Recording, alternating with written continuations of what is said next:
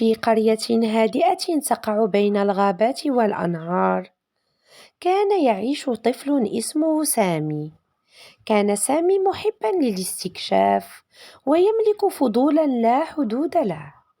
في كل يوم كان يجلس أمام نافذته يتأمل الجبل الأزرق الشاهق الذي يلوح في الأفق.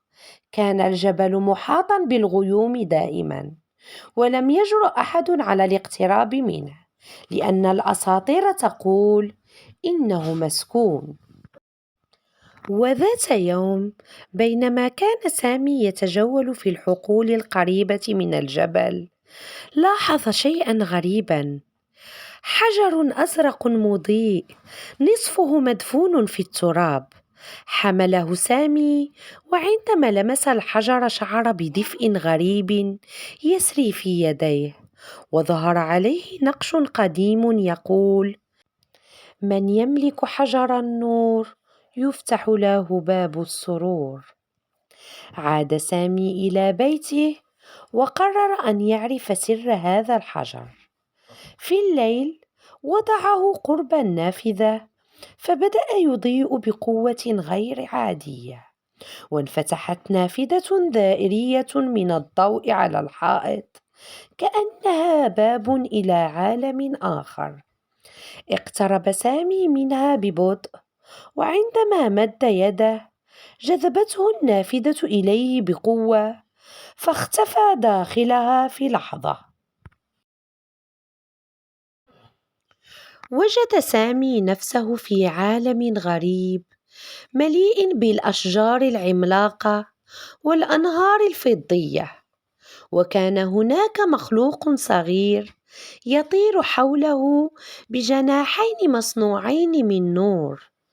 قال له هذا الكائن الذي يدعى نيمو: أهلا بك يا سامي في عالم الجبل الأزرق، أنت مختار لتحريره من الظلام.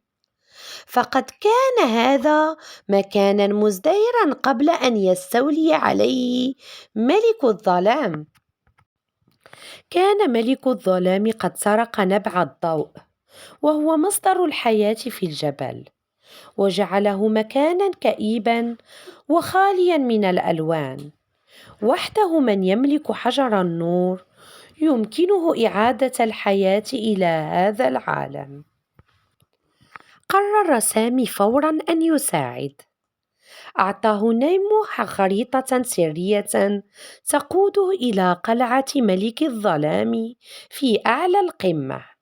ومع كل خطوة على الطريق واجه سامي تحديات: جسرا مكسورا فوق واد عميق، وحيوانات حارسة، ومتاهة من الأشجار المتحركة.